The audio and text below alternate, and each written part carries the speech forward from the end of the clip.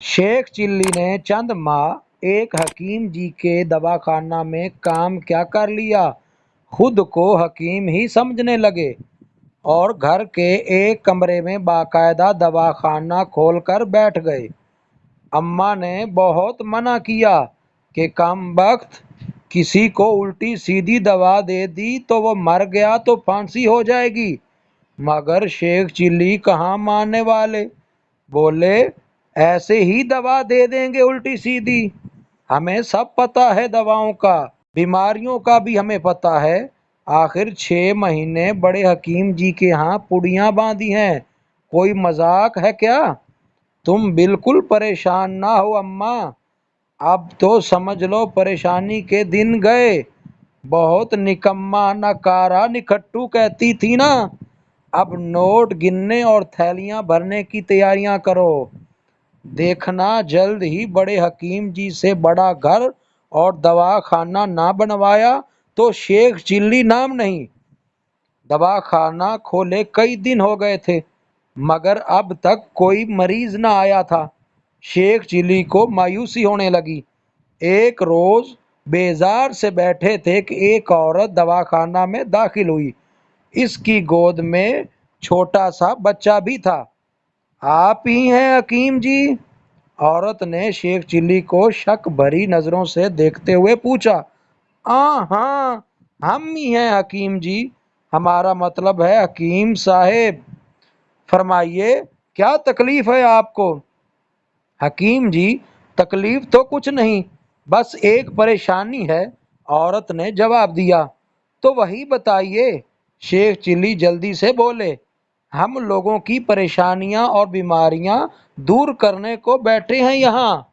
बात यह है हकीम जी, ये हमारा पहला बच्चा है, दांत निकलने की उम्र है इसकी, मगर हम यूं परेशान हैं कि हमें कैसे पता चलेगा कि इसके दांत निकल रहे हैं।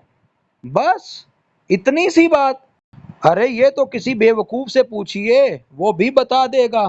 खैर अच्छा किया जो हमसे पूछ लिया। शेख चिल्ली गर्दन अकड़ाए कह रहे थे, ये तो बहुत आसान है।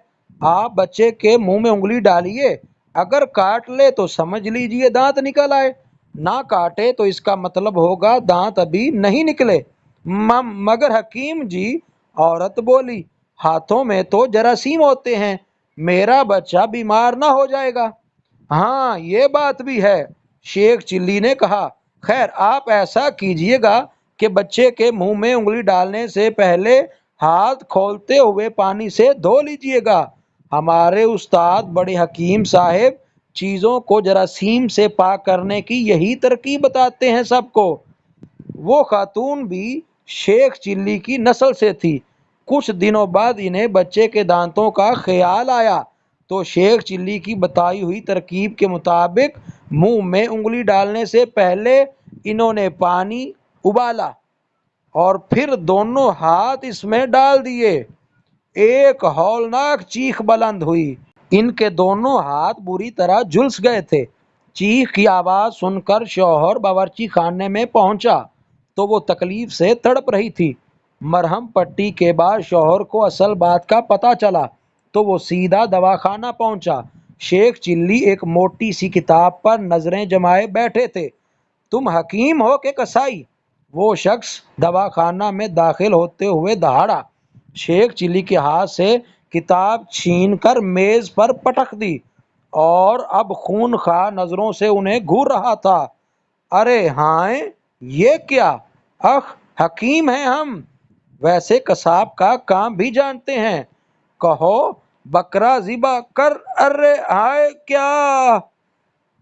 इस शख्स ने अचानक ही शेख चिल्ली का गला दबोच लिया और दांत पीसते हुए बोला, ज़िबा तो मैं करूंगा तुझे, नीम हकीम की औलाद, तेरी वजह से दोनों हाथ जल गए हैं मेरी बीवी के। मगर हुआ क्या है? शेख चिल्ली इसके हाथों से अपना गला छुड़वाते हुए बोले, कुछ पता तो चले। पता तो तुझे थाने चलकर ही चलेगा। इस शख्स ने इनका हाथ पकड़कर दरवाजे की तरफ खींचते हुए कहा, सीधी तरह चल, नहीं तो जूते मारता हुआ ले जाऊंगा तुझे। ये हंगामा देखकर बहुत से लोग वहां जमा हो गए। अम्मा भी दरवाजे में आ खड़ी हुई थी। लोगों के पूछने पर इस शख्स ने सारी बात बताई। शेख चिल्ली भी गौर से सुन रहे थे।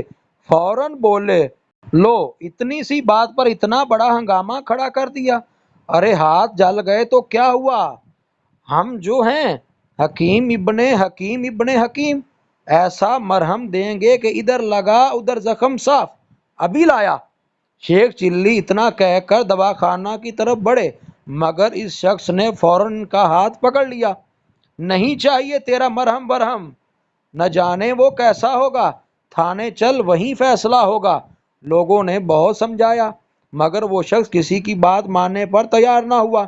इसकी एक ही जिद थी कि शेख चिल्ली को थाने ले जाकर इनके खिलाफ मुकदमा दर्ज कराएगा।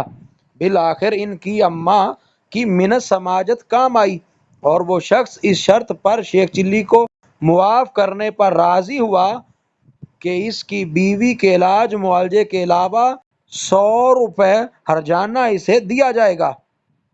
बाद में अम्मा ने शेख चिल्ली की खूब खबर ली, डांटा। वो सर झुकाए सुनते रहे, मगर दिल में सोच रहे थे लोग इनकी तरक्की से जलते हैं। जरा से हाथ जल गए तो आ गए झगड़ा करने, थाने ले जाएंगे। हाँ, आखिर इलाज करवाने में तकलीफ तो होती ही है। ये बात तो खुद बड़े हकीम साहब कहते थे, मगर हमारी बात लोगों की समझ में ही नहीं आती। अम्मा ने गुस्से में कुछ पकाया भी नहीं। डर के मारे शेख चिल्ली भी कुछ ना बोले, भूखे ही सो गए।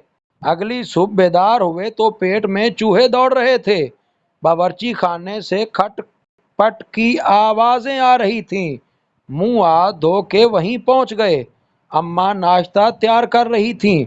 इन्हें देखा तो नाराजगी से नजरें फेर लीं। अम्मा, शेख चिल्ली बच्चों की तरह बोले, अब तक नाराज हो? देखो, हमने तो रात को खाना भी नहीं मांगा, भूखे सो गए, अब तो मुआफ कर दो ना। इनके इस अंदाज पर अम्मा को हंसी आ गई। मुंह फेर कर इसे छुपाते हुए बोली, तू ऐसी हरकतें ही क्यों करता है बदनसीब? वो मस्टंडा तुझे ले जाकर थाने में बंद करवा देता तो मैं क्या करती? नोटों के थैले भरवा रहा था दवाखाना की कमाई से। उल्टा इस मोई का इलाज करवाना पड़ेगा जो तेरे कहने पर अपने हाथ जला बैठी है। 100 रुपए देना पड़ेंगे। वो अलग, पता नहीं कब अकल आएगी तुम्हें। जवान हो गया मगर बच्चों से भी गया गुजरा है, किसी काम काज का नहीं। देखो अम्मा, ये ना कहो। शेख चिल्ली मुंह फुलाकर बोले, इतना बड़ा दवाखाना चला रहे हैं और अब भी काम काज के नहीं? नाश्ता करते ही खोलते हैं, देखना मरीजों की कतारें लग जाएंगी। खबरदार, जो दवाखाना का नाम भी लिया। अब अम्मा चिल्लाई, कान खोल कर सुन ले, अब ये झाड़ू फिरा दवाखाना खुला तो आग लगा दूंगी इसे। मेरे पास खजाना नहीं रखा जो लोगों के इलाज कराती और जुर्माने भरती रहूं, समझ गया ना? शेख चिल्ली सर झुकाकर दोबारा नाश्ता करने लगे। वो सोच रहे थे, ये अम्मा भी खूब हैं, कुछ करो तो करने नहीं देती, ना करो तो कहती हैं झाड़ू फिरा किसी काम काज का नहीं। अब कोई बताए हम करें तो क्या करें? मजीद इसी तरह की अच्छी वीडियोस के लिए साजिद टीवी पाकिस्तान को सब्सक्राइब करें और बेल के बटन को लाजमी प्रेस करें ताकि हमारी हर आने वाली नई वीडियो का नोटिफिकेशन आपको सबसे पहले मिल सके।